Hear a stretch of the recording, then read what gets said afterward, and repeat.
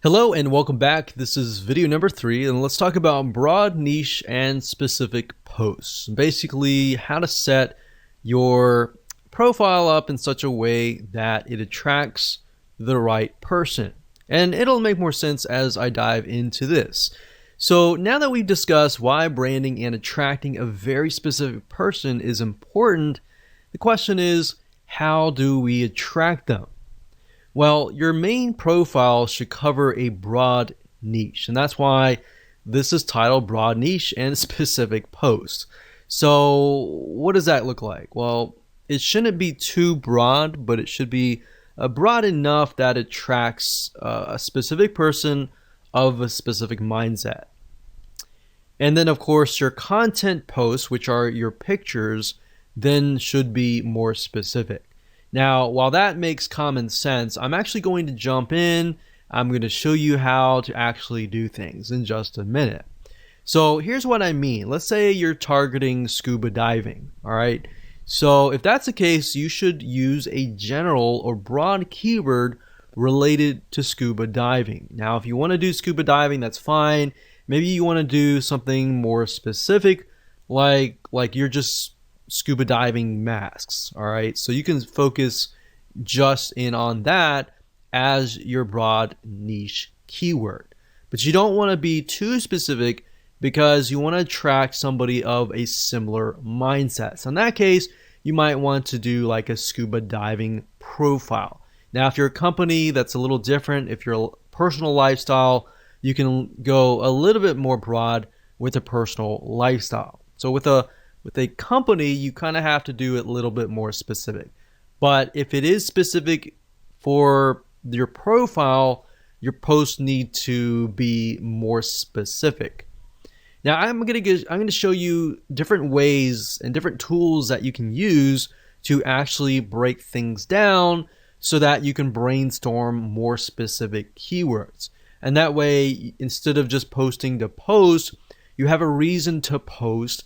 And then you have the ability to post things that people actually want. All right. So we're going to use Google Suggest keywords, and I'm going to show you in a minute how to actually do all of this. All right. So this will allow you to find high demand, high search keywords that people really want. And you're not just thinking, okay, this is something that I feel like is going to work. You're actually using actual data from Google that actually says that these are keywords that people want to know. All right. So that way, instead of figuring things out yourself, you're just taking a look really quick. As you'll see in just a minute, we're going to do it really quick. You're going to have it in hand, and you're basically going to have a roadmap to actually what to do, basically. And you can use this later on. So for now, let me jump right in and let me go ahead and show you this in action. So obviously, before you can do this, you need to have an idea of what you want to sell, right? So that way it'll tell you whether you need to do scuba diving mask, that is a little bit more specific but yet general, or you need to just do a widespread scuba diving, very, very general, right? So you need to know that before you actually do this research, because it's just going to make life a lot easier if you do it this way. So let's say, for example, that we're going to do scuba diving. We don't really care about the masks or anything like that. So all you do is just type in scuba diving, and then you can scroll all the way down to the very bottom, and you're going to see the following. So you're going to see scuba diving gear, scuba diving meaning, equipment, facts, dangers, Goa, whatever that is, and then videos. And difference between scuba diving and snorkeling and all of that. So you could even go further and type scuba diving gear and see what you find here. So we can go down to the very bottom again, and these are basically Google suggested keywords. That means that there is a very high demand for these keywords. That means people are searching for these keywords. So you could take these and you could break them down, and you could say, okay, my profile is targeting scuba diving.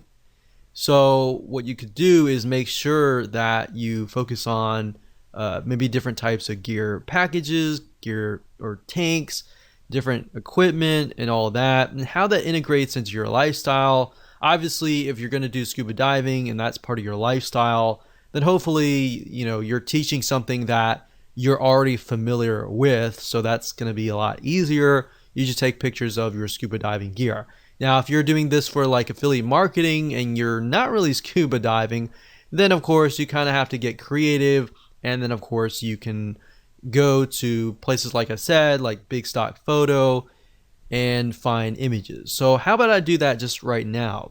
So this is bigstockphoto.com, and let's say we'll type in scuba diving.